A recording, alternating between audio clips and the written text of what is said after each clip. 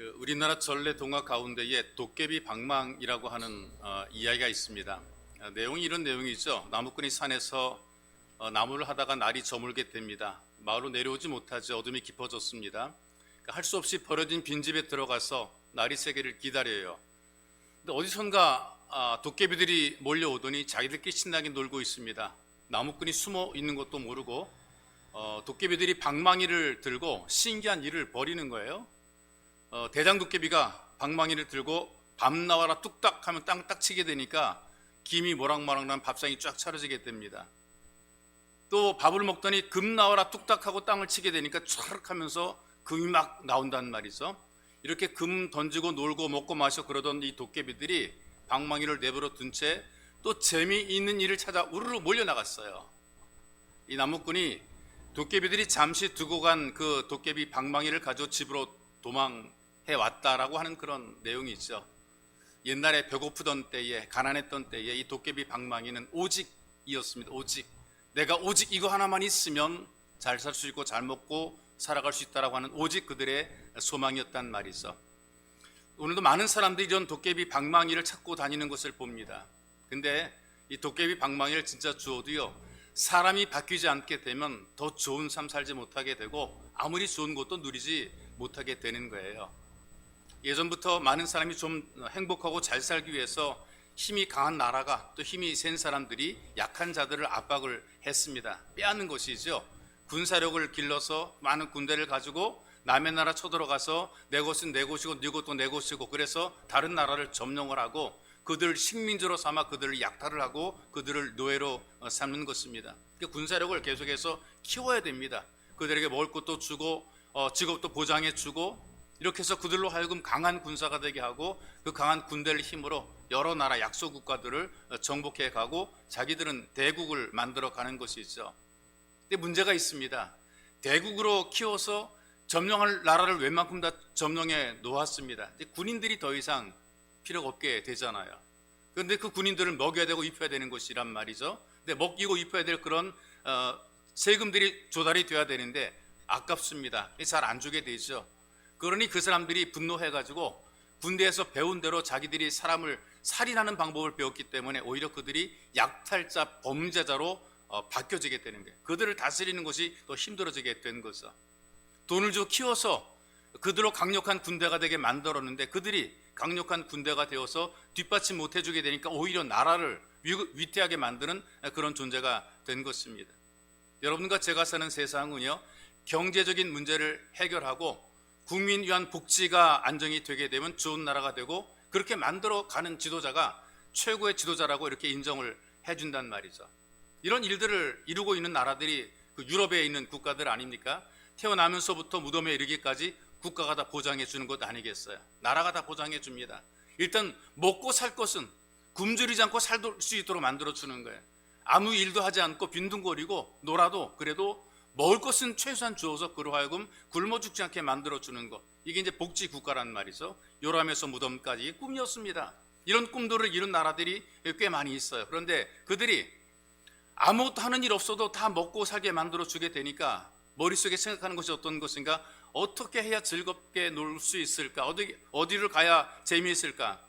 이거를 생각하면서 사람이 방탕하게 되고 즐기는 일에 몰두하게 돼요. 그래서 마약을 가장 많이 쓰는 나라들이 바로 이렇게 그 모든 걸 국가가 보장해주고 할 일이 없는 사람들이 마약을 가장 많이 복용을 하게 되는 거예요. 쾌락에 몰두를 하게 되는 거예요. 그래서 사람이 퇴폐적인 일에 빠지게 되고 도덕이 질서가 무너지게 되는 거죠. 사람이 살아가면서 뭐 더 잘 먹게 만들어주고 더 넓은 집에 살게 만들어주고 그러면 사람들이 행복해질 것 같은데 그것이 아니라는 거죠. 여러분 살면서 배부름이나 추구하고 남과 경쟁에 이기는 것만 가지고 살아간다면 우리가 동물과 다를 바 없는 그런 삶을 살게 되는 거거든요. 잘해주어도 근본적인 사람의 삶이 바뀌지 않으면 그 사람의 마인드, 생각, 태도, 인격이 변화가 되지 않으면 인상이 바뀌어지지 않으면 아무리 좋은 조건을 만들어 주어도 더 나아질 수가 없는 거예요. 여러분 얼마나 많은 세상 사람들이 더 좋은 나라를 만들기 위해서 더 좋은 세상을 위해서 수고하고 노력을 많이 합니까? 나아지긴 했죠. 조금 나아지고 부분적인 변화가 만들어지긴 했어요. 그런데 여러분 이것 가지고 안 되더라고요. 여전히 문제가 많아요. 이런 나라 저런 나라 최고의 나라들 다 가봐도, 그런 사회에 들어가 봐도 여전히 문제가 많고 부족한 것이 많고 사고 사건이 많고 범죄가 일어나더라, 그 말이 있어. 하나님 말씀만이 그 사람의 인생을 바꿀 수가 있고 그 사람의 삶을 더 나았게 만들 수가 있고 하나님 말씀만이 그 나라를 잘 되게 만들 수가 있는 거죠. 근데 이제 문제가 뭐냐 하면 예수를 믿는다라고 말하는 성도들마저도 하나님 말씀에 대한 간절함이 없이 살더라. 이것이 이제 그 설문 내용의 결과입니다. 예수를 믿는다, 나는 하나님의 자녀라고 말하는 사람들까지도 하나님 말씀에 대한 갈급함이 없는 거예요. 내가 말씀대로 살아가야 되겠다라는 이 간절함이 없이 살아가는 거예요. 그래서 하나님 말씀을 받아들이는 것에 대해서 별로 그렇게 간절함도 없고 대수롭지 않게 생각한단 말이죠. 여러분, 사람이 먹지 않고는 살 수 없잖아요. 어쨌든 간에 먹지 않습니까? 그런데 이것을 중단하는 것을 금식한다 얘기라고, 우리 기독교에서는 금식 기도를 해요. 예수 안 믿는 사람들은 다이어트라 그러죠. 이걸 금식이라 하죠. 굶식이라 그래요. 그냥 굶으니까 금식입니다. 병원에서 금식을 시키는 경우들이 종종 있어요. 그래서 할 수 없이 안 먹고 지내는 경우들이 종종 있기도 해요. 어떤 분들은 하루만 굶어도 죽는 것처럼 생각하죠. 안 먹으면 정말 큰일 날 것처럼, 내 인생이 이제 완전히 무너지는 것처럼 그렇게 생각하고 꼭 먹어야 되는 그런 분들이 있어요. 그런데 우리 기독교 내에는 40일 동안 물만 마시며 기도하신 목사님이 수두룩합니다. 40일 금식 기도라 그러죠. 40일 금식 기도한 분들이 꽤 많이 있어요. 우리 노예에도 이런 분들이 몇 분이 계시더라고요. 21일 금식하신 분들은 꽤 많아요. 엄청 많아요. 저는 언제까지 얼마큼 했을까요? 저는 열흘을 했습니다. 그리고 헬스케졌어요. 열흘 금식하고 헬스케졌어요. 지금 이제 권사가 된 제가 가르쳤던 당시의 청년이 그렇게 헬스케진 저를 보고 이렇게 말하더라고요. 목사님, 전 학교 다니면서 열흘 금식했어요. 야, 나는 그냥 기도원에서 금식하면서 헬스케졌는데 어떤 학생들은, 청년들은 학교를 다니고 직장 다니고 일하면서 열흘 정도 금식해도 까딱마이신이라는 거죠. 이런 아이들, 이런 학생들이 있단 말이에요. 미국 농담 가운데에 거북 교인이란 그런 말이 있다 그래요. 이게 무슨 의미냐면 이렇습니다. 새는요 9일간 아무것도 안 먹고도 살 수 있다 그래요. 사람은 아무것도 안 먹고 언제까지 버틸 수 있느냐, 한 12일 정도는 버틸 수 있대요. 아무것도 안 먹고 물도 안 마시고 그냥 이를 악물고 참아도 한 12일 정도까지는 안 먹고도 산다는 것이죠. 뱀은 800일 동안 안 먹어도 살아간다는 거예요. 거북이는 500일을 안 먹어도 아무런 문제가 없대요. 소위 말하는 까딱마이신이라는 거죠.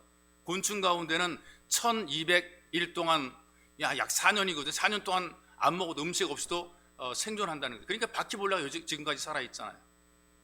이렇게 안 먹고도 살아남는 것이 많은데 참다운 하나님 말씀, 우리의 생명의 양식인 하나님 말씀 없이 살아가는 신자를 향해서 거북이 교인이라 이렇게 부른다, 이렇게 얘기를 한단 말이죠. 무슨 말이냐, 우리가 음식을 먹어야 사는 것처럼 하나님 말씀도 먹어야 된다는 거예요. 눈으로 먹고 귀로 먹고 입으로 우리가 고백하면서 먹고 이 말씀을 먹어야 된다는 거예요. 성경에 보니까 구약의 에스겔 3장이 이렇게 표현하고 있어요. 내가 입을 벌리니, 에스겔이 하는 고백에 내가 입을 벌리니 그가, 하나님께서 그 두루마리를 내게 먹이시니라. 하나님 말씀을 입에다 갖다 집어넣어서 먹이시니라. 하나님 말씀을 먹게 만들어 놓는 거란 말이죠. 여러분, 성경을 먹으면 영혼이 건강해집니다. 성경을 먹으면 생명을 누리게 됩니다. 성경을 먹으면 감동을 먹게 되는 것입니다. 이 성경이 죄를 깨닫게 하고 구원을 얻게 만들어주고 이 성경 자체가 생명의 말씀이라 그랬어요. 여러분들이 읽고 듣다 보게 되면 이 생명의 말씀이 여러분을 바꾸고 변화시키고 신분까지 바꿔 놓게 만들어 놓는 것이죠. 신분이 바뀌어지는 거예요. 여러분들의 신분이 새로운 신분이, 새로운 피조물이 하나님의 자녀가 권세 있는 사람이 되는 거란 말이에요. 옛날에 우리가 어린 시절에 단 것이 귀할, 요즘엔 사방에 단 것이 많아서 단 것 먹지 말라고 그래요. 그래서 단 것 안 먹는 분들이 꽤 많이 있더라고요. 근데 예전에는 단 것이 그리웠어요. 단 것은 뭐든지 좋았어요. 사탕도 아껴 먹었죠. 어떻게 깻잎로 먹어요? 빨아 먹어야지. 옛날엔 어릴 때 그랬단 말이죠. 근데 그때 단 것이 목마른 아이들은요, 아카시아 꽃을 따먹거나 꽃 속에는 꿀을 빨아먹었단 말이에요. 더 심한 것은요, 꿀벌을 잡아먹던 때도 있었습니다. 신고 있던 검정 고무신 한 짝 벗어가지고 꽃에 앉아있는 그 벌을 딱 낚아채는 거예요. 낚아채고 고무신을 사정없이 한 7번에서 10번 정도를 돌리는 거예요. 땅에다 딱 내동댕이 딱 치잖아요.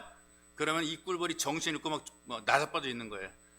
그때 재빨리 꿀벌의 두 날개를 잡아가지고 그 항문 속에 있는 침을 빼냅니다.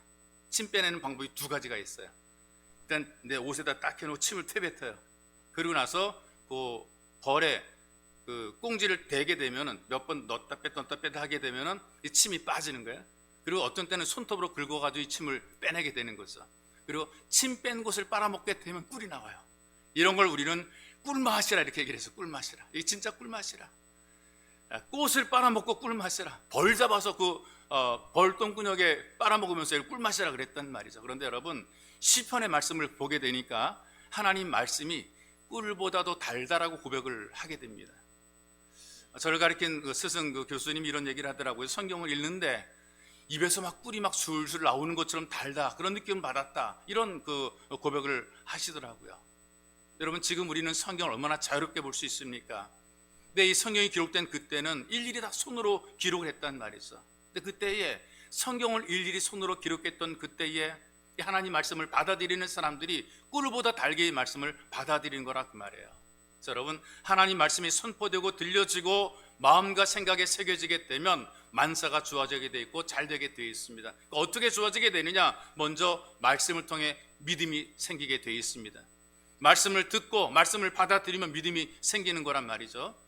하나님께서 성경을 기록한 목적을 요한복음을 통해서 알려주었어요. 어떤 목적이냐? 예수께서 하나님의 아들이심을 믿게 하고 믿음으로 생명을 얻게 하려는 것이라.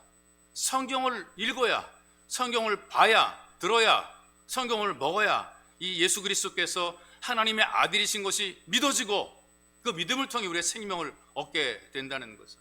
바울이 우리에게 선포하잖아요. 하나님 말씀을 들음으로 믿음이 생긴다. 공부에 생긴다 그러지 않았어요. 하나님 말씀을 들음으로 믿음이 생긴다 그랬어요. 연구에 생기는 것이 아니라 하나님 말씀을 들어야 믿음이 생기는 거라 그 말이죠. 지금도 이 말씀을 보니까 믿음으로 말미암아 구원의 지혜를 있게 해주는 것이 하나님 말씀이라고 지금 선포하고 있어요.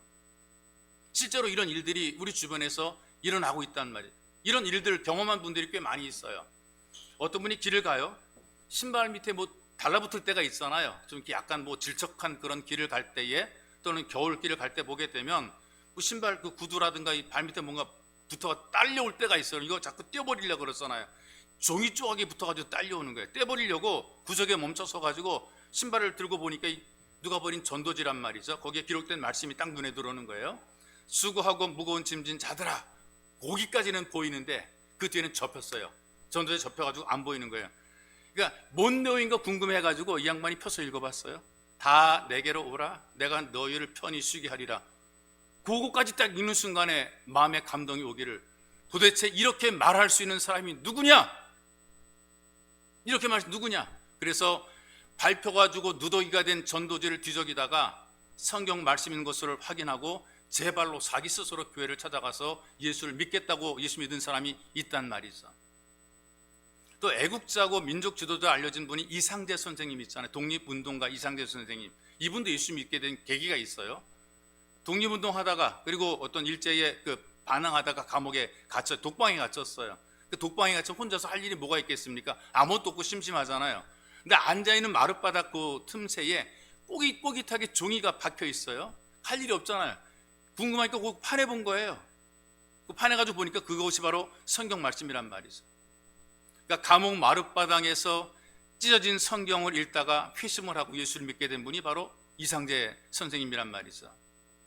요즘에는 담배들이 뭐 여러 종류가 너무나 많이 나오게 되는데, 예전에는 그 담배도 비싸기도 할 뿐더러 종류도 많지 않았고 해서 예전에 담배를 피울 때에 담배 연초에다가 그냥 종이로 둘둘 말아 피우는 경우들이 많았거든요. 근데 담배가 고프고 담배가 목마른 사람들이 꼭 있어요. 이런 사람들을 보게 되면 이 담배를 피우기 위해서 몰래 성경책을 찢어가지고 다 말아가지고 담배를 피우는 사람이 있어요. 아내는 성경책 들고 교회를 가는데 남편은 성경책을 찢어가지고 거기 담배 그거 연초 말아가지고 담배를 만들어 피는 거란 말이죠. 근데 그러다가 예수 믿은 사람이 있더라고요. 성경 찢어가지고 담배 말아가지고 피다가 그러다 예수 믿게 된 사람이 있어요. 나이 드신 분들이 좀 많이 아시겠지만 고재봉이라는 분, 여러분들 이름 들어보셨을 겁니다. 고재봉. 도끼로 이마가라 고재봉, 이렇게 우리가 들었었는데, 이 도끼를 가지고 일가족 5명을 찍어서 죽인 그런 살인범입니다. 요즘에는 워낙 끔찍한 사건들이 많이 일어나게 되니까 10명 죽였다 그래도 그렇게 별로 충격 안 받더라고요. 근데 옛날 분들은 얼마나 순수했는지 모릅니다. 이 도둑이 들어오잖아요. 도둑이 집에 들어가면 도둑이 들어온 거를 알잖아요. 주인이 알고 하게 되면 도둑이 에이씨 걸렸네 그러고 피해가요. 지가 걸렸다 했으니까 자기가 알아서 피해가는데 요즘에 하게 되면 이런 씨하고 그냥 찔러버려요. 그러니까 가만히 있어야 돼요. 모른 척하고 훔쳐가는 모른 척 해야지 아는 척 했다가는 오히려 당한단 말이죠. 돈 내놓으라 그래가지고 돈 없다 그러면 돈을 보고 뭐 했냐고 또 때려요. 이게 요즘 사람도 이렇단 말이죠. 옛날에는 정말 순수했어요. 근데 그런 당시에 도끼로 일가족 5명을 찍어 죽였으니 얼마나 충격이. 이게 온통 막 대소특필되고 막 그랬단 말이죠. 왜 이런 일이 있었냐면요. 이 고재봉이라는 사람이 이제 군생활, 직업 군인이거든요. 대대장의 가정부를 위협을 한 것이 살인 미수가 된 거예요. 대대장의 가정부를 위협을 했다. 말 안 들으면 너 죽여 이런 식으로 위협했단 말이에요. 그래가지고 7개월 동안에 육군 형무소에 수감이 됐어요. 이건 육군 형무소는 완전히 일반 감옥과 똑같고 전과가 올라가는 이제 그런 형무소고 또 거기에는 또 굉장히 강하게 압박하고 그다음에 또 부대에서 굉장히 고통을 많이 받게 되고 그렇단 말이죠. 거기에 수감을 했어요. 거기 속에서 이 양반이 마음속에 불만이 많은 거죠. 너무나 억울한 거예요. 그래가지고 출소하는 날 내가 나가면 내가 날 이렇게 만든 대대장을 죽이리라 그런 생각해가지고 도끼를 밤에 준비해가지고 가가지고요. 출소하자마자 그날입니다. 그날 대대장 숙소에 들어가서 잠든 대대장의 가족을 도끼로 다 찍어 죽였어요. 그런데 그가 죽인 사람이 누구냐면은 원한을 품었던 그 대대장이 아닌 거예요. 그 대대장은 다른 부대로 전군 갔어요. 그러니까 아무것도 모르는 대대장이 와가지고 그냥 가족이 살고 있다가 일가족이 다 죽게 된 거란 말이죠. 그러니까 아무 영문도 모르고 일가족이 다 살해를 당해버리고 말았어요. 그래서 붙잡혀 사형선고를 받고 수감된 이후에 사람인데 죄책감이 오는 거예요. 자기랑 관계도 없는 사람, 아무런 원한도 없는 사람, 억울하게 죽은 것, 자기가 죽인 것에 대해서 막 후회가 되는 거예요. 그러니까 더 포악해지는 거죠. 어차피 내가 죽으면 막 포악해져가지고 말도 안 듣고 간수들도 겁이 나가지고 가까이 하지 않아. 눈을 파낸다 그러고 막 이렇게 하니까 도대체 이 사람은 가까이 하면 안 될 사람으로 생각을 한 거죠. 그러니까 어느 날 한 권의 성경과 편지가 전달이 됐어요. 성경이라고 하는 것이 그 사람 당시에는 코나 풀고 뒤나 닫고 이런 휴지로 생각하겠다는 말이죠. 근데 어느 날 무심코 할 일이 없으니까 심심하니까 성경을 딱 펼친 것이 고린도전서 13장 4절의 말씀입니다. 눈에 확 들어오는 거예요. 이런 경우들이 종종 있어요. 눈에 확 들어오는 경우들이 있단 말이죠. 사랑은 오래 참고 사랑은 온유하며 사랑은 시기하지 아니하며 그 말씀을 듣는 순간에 성령이 마음을 감동시키니까요. 그 강팍하고 완악했던 마음이 녹아집니다. 그리고 고백합니다. 내가 좀 성경을 일찍 알았더라면, 내가 이 말씀을 좀 미리 알았더라면, 내가 이걸 미리 들었더라면, 내가 이 말씀대로 살았더라면 내가 이런 신세가 되지 않았을 텐데 회개하고 그리고 나서 이 사람이 근본적인 변화가 만들어지게 됩니다. 만나는 사람마다 예수 믿으라고 복음을 전했어요. 만나는 사람마다 전했어요. 그리고 말 안 들으면 눈을 확 이렇게 하는 바람에 사실은 예수 안 믿고 싶어도 눈을 확 그러니까 거기 겁나가지고 예수 믿겠다고 대답하는 사람들이 굉장히 많은 거죠. 그래서 재소자가 2,000명이었었거든요. 그런데 예수 믿겠다고 대답한 사람이 1,800명이에요. 고재봉 혼자서 예수 안 믿, 눈 확 이렇게 하면서 예수 믿게 만들어가지고 1,800명을 전도한 거죠. 사형당할 때에 사형 집행인들 위해 기도해 줍니다. 그리고 찬양합니다. 하늘 가는 밝은 길을 찬양하면서 이렇게 죽음을 맞이한 거죠. 이분의 죽음에 대한 그 과정, 변화의 과정을 많은 사람들이 바라보면서 오히려 많이 감동을 받았다는 거죠. 그럼 여러분 누가 이렇게 감동시켰습니까? 어떤 유명한 말을 잘하는 사람이 가서 변화시킨 것이 아니고요. 그냥 그저 살아있는 하나님 말씀이 그 사람을 바꿔놓은 거라 그 말이에요. 여러분 말씀 자체가 살아있다 그랬어요. 말씀이 가는 곳, 말씀이 들어가는 곳마다 믿음이 심겨지게 되고 구원 역사가 일어나게 되는 거예요. 국제 기도원 협회라는 단체가 있어요. 기도원 협회. 이게 어떤 곳이냐면 성경을 무료로 나눠주는 이제 그런 단체거든요. 이런 단체가 만들어진 것이 자기가 은혜 받은 사람들이 모여서 하나님 말씀을 받아서 은혜 받은 사람들이 서로 기증하고 돈을 내 가지고 또 다른 사람에게 무료로 하나님 말씀을 나눠준단 말이죠. 그래서 기도원 협회에서 기증한 성경을 여러분들이 많이 보았을 겁니다. 우리 학생들한테 주는 것은요, 파란 색깔의 영한 대역 성경이 기증이 돼요. 그래서 미션 스쿨에 가게 되면 누구에게나 다 이 책이 공급이 됩니다. 영한 대역 그 신약 성경이 공급이 되죠. 그러니까 기독교 계통의 학교들에 이게 전달이 됩니다. 병원에도 기도원 성경이 전달이 되는데 하얀색의 성경입니다. 그래서 수술실 같은데 또 아니면은 그 병실에 비치가 되어 있는 것은 이 하얀색의 성경이 기증이 돼요. 군인들에게도 기도원 성경이 기증이 되는데 녹색의 성경이 군인들에게 기증이 됩니다. 호텔이라든가 공항이라든가 이런 데 가보게 되면 기도원협회에서 기증된 성경들이 비치가 되어 있어요. 그래서 무료하게 호텔에 있다가 열어보고 성경을 본 사람들 가운데 예수 믿게 된 사람들이 있단 말이죠. 이렇게 성경을 읽다가 믿음을 가지고 인생을 시작한 사람들이 많은 것이죠. 기도원 성경을 읽고 예수 믿은 사람들이 기도원협회 후원자가 되고 지금도 계속해서 신앙 간증하며 성경 말씀을 통한 전도 활동을 지금도 계속 이어가고 있어요. 왜 그러냐? 하나님 말씀인 성경을 읽고 듣는 가운데에 믿음이 들어오게 되는 거예요. 믿음이 성장하게 되는 거죠. 신앙적인 체험을 하게 되는 거죠. 복을 받을 만한, 그 사람이 잘 될 만한 사람으로 변화가 되는 거예요. 그러니 여러분, 나는 왜 믿음이 안 생길까? 나는 왜 믿음이 약할까? 나는 왜 믿음이 적을까? 이런 말 하지 마시고요. 하나님 말씀인 성경을 묵상하고 읽고 들었는가를 생각해 봐야 되는 거예요. 하나님 말씀을 여러분들이 읽고 듣고 받아들이게 되면 믿음이 체험적인 신앙으로 자라게 되는 거라 그 말이죠. 내 믿음이 나도 모르게 자라게 되고 구원의 확신을 가지게 되는 것입니다. 그러니 여러분들이 성경 말씀을 통해서 구원의 복음을 체험하시기를 주님의 이름으로 축복합니다. 또 하나님 말씀은 우리들로 하여금 어떻게 좋아지게 만드느냐, 우리의 삶을 인도해 주시는 겁니다. 그래서 우리 말씀 보니까요, 교훈하고 책망하고 바르게 하고 위로하고 교육한다 이렇게 말씀을 하고 있지 않습니까? 우리가 인생 살아갈 때에 우리를 바른 길로 인도하는 것이, 복된 길로 인도해 가는 것이 하나님 말씀이에요. 잘못된 길로 갈 때 그 길을 가지 않도록 막아주는 것도 역시 하나님 말씀, 인생의 표지판 같은 거죠. 돌아가게 하시고 멈추게 하시고 그리고 똑바로 가게 만들어 주는 거란 말이에요. 이 말씀을 우리가 새겨 듣게 되면 이 말씀을 통해서 인생의 변화가 만들어지게 되는 거죠.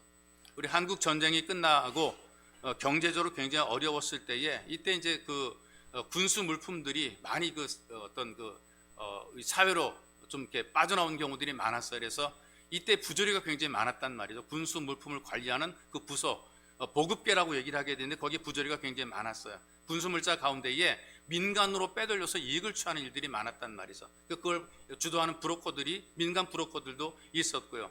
근데 가장 많은 부조리가 어디서 만들어지게 되느냐? 자동차용 기름을 관리하는 군인들이 외부로 빼돌리는 거예요. 경유라든가 휘발유를 빼돌리는 거란 말이죠. 근데 여기에 가담하게 된 운전병이 있었어요. 기름을 싣고 가는데 뭔가 양심에 괴롭습니다. 비가 부슬부슬 내려요. 비가 부슬부슬 내리게 되는데 그 와이퍼로 흔들리는 그 와이퍼 소리가 어린 시절에 자기를 가리켰던 선생님의 목소리로 자꾸 이제 자기 마음 양심에 들려옵니다. 도적질하면 안 된다. 사람의 눈을 속일 수 있어도 하나님은 불꽃 같은 눈으로 살피신다. 이제 그런 어릴 때 들었던 메시지, 선생님한테 들었던 아주 원초적인 그런 이야기, 그걸 이제 듣게 되는 거죠.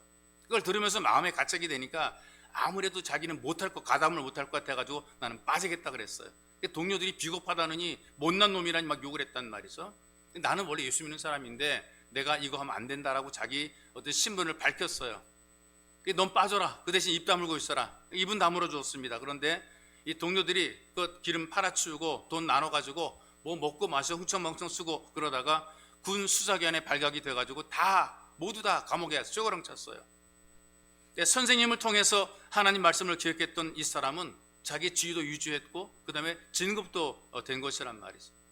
하나님 말씀이 우리를 망하지 않도록 인도하십니다. 망하지 않도록 인도하는 거예요. 시편에 어떤 말씀이 기록이 되어 있습니까? 주의 말씀은 내 발의 등이요 내 길의 빛이라. 119편에 기록된 말씀이죠. 고대 왕들이 행차할 때, 요즘에 우리 다 랜턴 다 있고 뭐 불빛이 환하니까 문제 없지만 예전에는 정말 깜깜했어요. 아무것도 없었잖아요.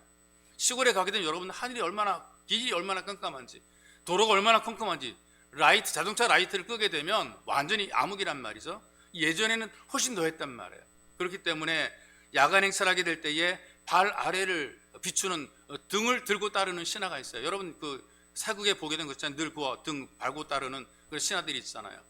그 신하들이 있고 또 하나는 멀리서 앞을 보고 갈 수 있도록 빛을 비춰주는 신하가 있는, 두 사람이 길을 인도하는 거예요. 앞서가는 신하, 바로 앞에서 임금의 발을 비춰주는 그런 신하가 있는 거란 말이에요. 그래서 길을 제대로 가게 하는 거죠. 어두워도 그 어두운 길을 제대로 가게 만들어 놓는 거예요. 하나님 말씀은 인생의 이정표가 되는 것이죠. 이 길을 따라가면, 이 말씀 따라가면 더 좋아지고 더 잘되게 되는 거예요. 우리가 전도지를 통해 들었던 유명한 전도지 예화가 하나 있지 않습니까? 미국의 남북전쟁이 끝났어요. 재단 젊은 사람들은 한가합니다. 전투로 군인에 나가서 한참 싸웠을 때는 역할이 있었지만 이제는 재단 이후에 전투를 할 일이 없으니까 시간이 한가한 시간들이 주어지게 되는 거죠. 한가한 시간을 어떻게 보내느냐에 따라서 그들의 미래가 만들어지게 되는데, 많은 군인들이 돈을 받고 나온 것 가지고 탕진하는 거예요. 먹고 마시고 춤추고 소위 말하는 기분에 살고 기분에 죽는다, 이런 마음을 가지고 산단 말이죠. 그러니 친구들끼리 모여 서로 마시고 노는 것이 그들의 일상이었어요. 그럴 때에 늘 단짝으로 다니던 두 명의 친구가 있었습니다. 주일 저녁 때 술 한잔 마시고 춤추고 도박하려고 시내로 이제 가는 길이에요. 마침 교회당 앞을 지나가게 되잖아요. 교회 게시판인데 그 교회 게시판에 큼직한 글씨로, 옛날 이런 그 교회들이 꽤 많았습니다. 큼직한 글씨로 죄의 삭슨 사망, 죄의 값은 사망이라고 하는 설교 제목이 써 있었어요. 이 교회들 보게 되면은 그 목사님의 그 설교를 갖다 붙여놓는, 지금은 많이 사라졌지만 예전에는 교회 앞에다 그런 제목들, 뭐 예배 어떤 순서를 붙여놓는 그런 교회들이 꽤 많이 있었어요. 근데 그걸 딱 보는 순간에 마음에 걸림이, 두 명의 가운데 한 명이 마음에 걸렸어요. 좀 궁금했어요. 도대체 무슨 말 하려고 그럴까? 그래서 어릴 때의 추억을 더듬으면서 우리 한번 오늘은 교회 가서 예배 드리자 그랬어요. 내 친구는 이렇게 얘기를 합니다. 야, 이 좋은 기분을 우리가 어떻게 포기하냐? 우리 도시 시내로 나가가지고 좀 멋지게 오늘 하루 좀 즐겁게 보내자. 근데 그런 이 기분을 우리가 포기할 수 없다. 술집으로 그냥 그대로 향했어요. 근데 술집으로 향하는 친구를 보면서 이 사람은 교회당으로 들어갑니다. 그날 저녁에 설교를 듣고 양심에 찔림을 받게 되고 회개하고 새로운 인생을 시작하게 되죠. 그래서 그냥 젊은 시절을 낭비하는 것이 아니라 다시 공부합니다. 미래에 대한 꿈을 키우게 됩니다. 그리고 30년의 세월이 흘렀어요. 그리고 그 이후로부터는 친구랑 연락이 안 된 거예요. 그때부터 헤어진 이후로부터 서로 만날 수 있는 기회가 없었고 연락이 안 돼서 연락이 단절되고 말았단 말이죠. 30년이 지난 이후에 미국의 대통령 취임 기사가 신문마다 장식이 돼요. 막 뉴스에 나온단 말이죠. 그 시간에 술에 취해 사람을 죽이고 평생을 교도소에서 보낸 중년의 죄수가 신문을 보면서 웁니다. 이 대통령이 바로 오래전에 헤어진 자기 친구라는 거예요. 30년 전에 술집으로 향하던 그 발길을 교회로 들려서 하나님 말씀을 듣고 회심했던 젊은이가 30년 후에 미국의 22대 대통령이 되었어요. 이 대통령의 이름이 클리 브란트라는 대통령입니다. 근데 같이 그때 있었던 친구 가운데 한 명은 30년 전에 이 친구의 그 성공 소식을 들으며 울고 있던 사람은 클리 브란트의 이 권유를 뿌리치고 술집으로 갔어요. 그리고 술을 마시고 도박을 했어요. 도박을 하다 홧김에 사람을 죽이고 무기수가 된 것이죠. 하나님 말씀을 떠나게 되니까 삶이 갈팡질팡 오락가락 한단 말이에요. 어디로 가야 될지 무엇을 해야 될지 알지 못하고 살아갑니다. 그런데 하나님 말씀을 따르게 되니까 우리 삶을 완벽하고 확실하게 인도해 주는 것이죠. 그런 의미에서 여러분들이 날마다 하나님 말씀을 묵상하면서 더 나은 삶으로 인도받으시기를 주님의 이름으로 축복합니다. 그리고 그 이유가 뭐냐 하면 어떻게 우리로 좋아지게 만드는가, 이 말씀이 이제 기록이 되어 있는데 더 나은 삶을 보장하잖아요. 우리 인생을, 우리 삶을, 미래를 낫게 보장하는 거란 말이죠. 오늘 말씀 속에도 보게 되니까 온전한 사람이라고 얘기를 하고 있는데 하나님 말씀대로 살아서 잘하고 잘 될 수밖에 없는 바로 그런 사람, 이렇게 우리가 이해하면 될 것 같아요. 이 사람은 잘 될 수밖에 없는 준비가 된 사람, 잘할 수밖에 없는 그런 사람이 되는 거예요. 하나님 말씀이 그렇게 우리를 만들어 놓는 거란 말이죠. 그래서 여러분들 한번 생각해 보시기 바랍니다. 대부분의 목회자들이 설교 준비를 위해서 많은 시간을 쓰고 있어요. 설교 준비를 하기 위해서 생각을 많이 하고 고민도 많이 하고 책도 많이 들여다보기도 하고 여러 가지 고민을 하게 되는데 설교를 준비를 한단 말이에요. 그런데 한 성도가 이 설교에 대해서 굉장히 부정적인 그런 내용으로 편지를 보냈습니다. 목사님들이 이르가 가지고 서로 논의를 했다 그래요. 30년간 규칙적으로 예배에 참석해왔고 적어도 3,000번의 설교를 들었대요. 여러분도 한번 생각해 보세요. 여러분들이 몇 년간 예배를 드렸고 말씀을 들었으며 몇 번의 설교를 들었는가 생각해 보세요. 그런데 이분이 하는 말이 이렇게 얘기를 합니다. 놀라운 게 뭐냐, 그 설교 중에 단 한 편도 기억하는 설교가 없다, 이렇게 이제 얘기를 한 거죠. 이 편지를 놓고 설교가 중요하다 아니다 이제 이렇게 서로 논쟁이 됐어요. 그런데 또 다른 한 통의 편지가 논쟁을 마무리하게 됩니다. 이런 내용이었어요. 저는 결혼한 지 30년 되었습니다. 그동안에 저는 850회의 식사를 했습니다. 그 모든 식사는 거의 제 아내가 요리한 것입니다. 그런데 갑자기 저는 그 많은 식사 중에 한 끼 메뉴도 제대로 기억할 수 없습니다. 3,000번의 메뉴 음식을 먹었는데 그 밥상에 놓인 그 메뉴를 다 기억하지 못한, 제대로 기억 못한다는 거죠. 그럼에도 불구하고 그 많은 식사를 할 때마다 영양을 공급받았고 그 많은 식사가 없었더라면 아마 오래전에 나는 굶어 죽었을 것입니다. 이건 무엇을 가르쳐 주는 거예요? 여러분도 말씀을 듣잖아요. 근데 기억 안 나죠? 잘 기억 안 나셨습니까? 어떤 말을 지난주에 어떤 말을 들었는지 기억 안 날 거 아니겠어요? 이걸 생각하셔야 됩니다. 맛있게 먹은 음식이 내 몸에 영양분으로 공급이 되었던 것처럼 우리가 들었던 그 모든 말씀들은 기억은 할 수 없지만 영의 양식으로 공급이 됐다는 얘기죠. 우리도 모르게 나를 바꾸고 변화시키는 영양가를 발휘하고 영향력을 발휘한 거예요. 내가 무슨 말을 들었지? 내가 오늘 어떤 설교를 들었지? 모를 수 있어요. 그러나 중요한 것은 그럼에도 불구하고 듣는 순간에, 깨닫는 순간에, 받아들이는 순간에 이 말씀이 여러분들에게 역사가 되는 거예요. 여러분을 바꿔놓는 거란 말이죠. 이 역사적으로도 있단 말이에요. 영국이란 나라가요, 우리가 지금 신사의 나라라 그러잖아요. 영국 사람들을 젠틀맨이라고 부르잖아요. 신사의 나라. 근데 이들이 원래 신사인 줄 아세요? 바이킹이었어요. 바이킹. 해적의 나라였다고요. 남의 것을 빼앗아 내 것은 내 것이고 네 것도 내 것이라고 했던 바로 그런 나라가 영국이라고요. 잉글랜드. 그들이 남의 것을 약탈해서 자기들을 채우던 그런 사람들이거든요. 근데 거기 하나님 말씀이 들어갔단 말이죠. 하나님 말씀이 들어가서 그 말씀을 받아들이니까 그들을 신서로 바꾸는 거란 말이에요. 여러분, 하나님 말씀을 듣는 여러분들의 삶도 갈수록 지금 좋아지고 있는 것입니다. 그런 의미에서 여러분들이 성경 말씀을 자꾸 읽고 듣고 여러분 자꾸 봐야 되는 거예요. 주일마다 성경 들고 다니시긴 하는데 이거 안 읽으면 이게 의미가 없는 거예요. 평소 성경이 어디 들어있는지도 모르는 분들이 많잖아. 예전에 제가 이런 얘기, 후탁교인이라는 얘기 했나요? 성경이 어디 있더라 찾아가지고 먼지 쌓여있으니까 훅 불고요. 근데 탁탁 털어가지고 그냥 들고 오는 이 후탁교인이 많단 말이죠. 어떤 성도는 이런 얘기 하더라고요. 꿈자리가 사나워서 성경을 배구 잔대. 성경 배구 자는 게 아니고요, 읽어가지고 그걸 배구 자냐고요. 목사님이 성도의 집사님 집을 신방을 했어요. 신방해가지고 예배를 드리는데 그 집사님이, 여집사님이 목사님에게 좀 그래 자기가 성경도 읽고 내가 예수 믿는 사람 같다라는 걸 보이기 위해 가지고 딸한테 심부름을 시키는 거예요. 너 가서 엄마가 가장 좋아하는 책 좀 갖고 와라 그랬어요. 딸에게 얼른 가가지고요 책을 갖고 왔는데 홈쇼핑 안내 책 갖고 온 거예요. 성경책을 들고 올 거라고 예상을 했었는데 이 집사님 망신을 당한 거죠. 한때 도둑에게 폐물을 털린 적이 있는 부부가 있습니다. 도둑에게 털리게 된 그때부터 남겨진 폐물을 어디에 감출 것인가 숨길 것인가 고민하게 되는데 장롱에 넣기도 하고요, 냉장고 속에 넣기도 하고요, 뭐 한 번씩 다 돌아가면서 여기다 숨겨놨어요. 여러분들은 어디다 숨기고 나가십니까? 숨길 거나 있는지 모르겠어요. 네, 목걸이, 귀걸이, 팔찌를 어디에 숨길까 생각하다가 아직까지 한 번도 숨기지 않은 곳에 숨기기로 했다. 성경 속에 숨기기로 했어요. 성경 지퍼 있는 성경 속에다 집어넣기로 했어요. 그래서 거기다가 목걸이, 귀걸이, 팔찌를 거기다 집어넣고 탁자 위에 또 얌전하게 또 올려놨어요. 그리고 방 안에는 성경 말씀이 쓰여진 액자를 도둑이 보라고 벽에다 떡 걸어놨습니다. 근데 부부가 나간 이후에 정말로 도둑이 들어왔어요. 사방을 뒤져봐도 폐물을 찾지 못했어요. 그리고 나가려고 그러는데 하필 그때 영업사원이 띵동 초인종을 누르니까 놀라가지고 그냥 액자가 걸린 벽으로 싹 피해 머리를 붙였다면, 근데 벽에다 어설프게 걸어놨기 때문에 걸렸던 액자가 딱 떨어져가지고 머리를 딱 치는 거예요. 도둑의 머리를 내리쳤는데 그 액자에 쓴 선구가 이것입니다.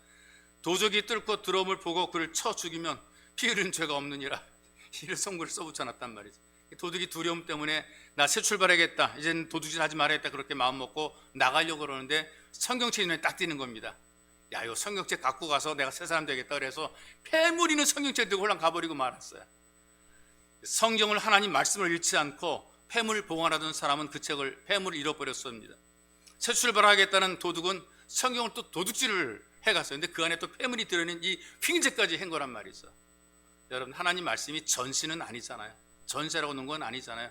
나를 이용하는 것도 아니거든요. 이 하나님 말씀은 듣고, 읽고 듣고 지키라 그랬단 말이에요. 읽으라, 들으라, 지키라 그랬단 말이죠. 교회 처음 부임한 목사님이 성도를 신방하게 돼요. 어떤 성도 집에 신방에서 문을 두드려도 사람이 안 나와요. 목사님이 명함에다가 선구 하나를 써놓았습니다. 계시록 3장 20절 말씀을 기록했어요. 볼지어다 내가 문 밖에 서서 두드리노니 누구든지 내 음성을 듣고 문을 열면 내가 그에게로 들어가 그로 더불어 먹고 그는 나로 더불어 먹으리라 붙여놓고 나갔어요. 그 다음 주 예배를 드리는데 예배 후에 헌금위원이 명함 한 장을 올려놓습니다. 헌금함에 목사님 명함이 있었다는 거예요. 받아보니까 본인이 신방 가서 붙여놓은 명함이거든요. 목사님이 적어준 성경 구절 아래 또 다른 선구가 기록이 되어 있어요.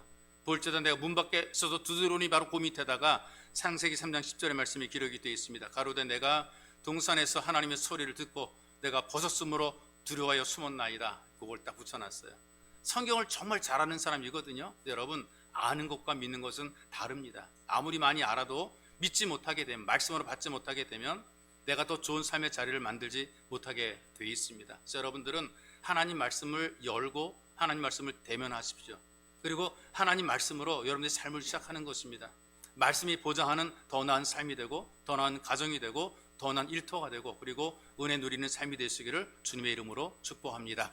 이제 우리 기도합시다. 기도할 때에 하나님 믿음이 커가도록, 주님 내 믿음이 커가도록 늘 그 자리에 머물러 있는 작은 믿음, 부족한 믿음으로 있지 않고 믿음이 커가도록 오직 말씀을 듣고 있는 신앙의 태도, 신앙의 마음가짐이 되게 도와달라고 여러분 기도하십시오. 성경은 구경하는 것이 아니고 성경은 놓아두는 장식품이 아니고 성경은 우리가 열고 대면하고 읽어야 되는 것입니다. 그래서 여러분들이 하나님 말씀을 읽도록 결단하게 만드시고 하나님 말씀을 읽음을 통해서 우리 믿음이 커지도록 도와달라고 기도하시고, 두 번째로는 하나님 말씀을 통해서 내 삶을 인도받고 결정하게 도와주옵소서.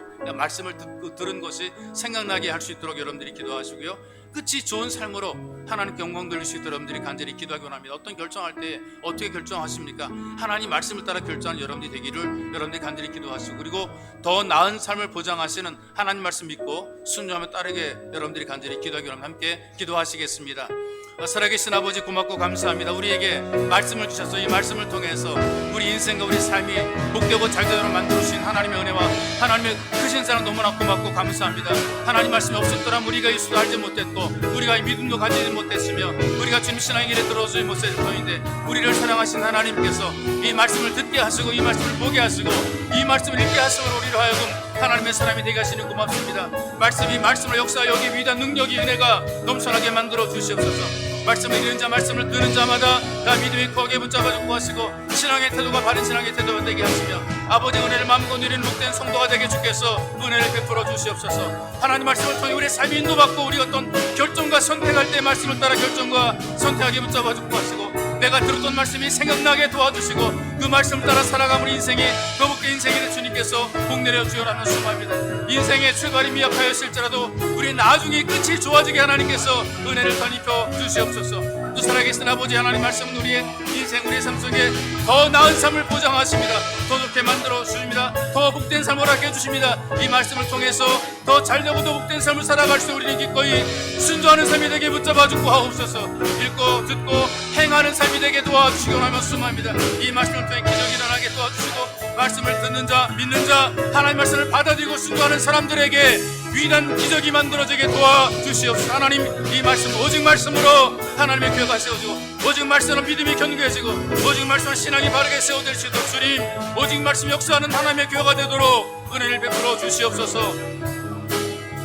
살아계신 아버지, 오직 말씀으로 살아감으로 오직 말씀을 받아들임으로 오직 말씀을 통해 말씀을 대면함으로 우리 인생의 삶의 위대한 변화가 만들어지게 도와주시고 말씀을 읽고 듣고 순종하며 살아갈 때에 삶의 기적이 만들어지게 도와주옵소서. 주여 회복이 일어나게 도와주시고 하나님의 기적을 경험하고 체험하는 생명의 말씀인 것을 깨닫게 만들어주시고 이 말씀을 통해 우리의 신앙적인 체험들이 커갈 수 있도록 하나님 도와주옵소서. 그래서 결국 주님의 은혜를 감사하며 주 앞에 참된 신앙 고백을 하며 말씀을 통해 새로워지고 말씀 통해 풍성해지는 삶이 되게 도와주옵소서. 보배로우신 예수님의 이름으로 기도하옵나이다. 아멘.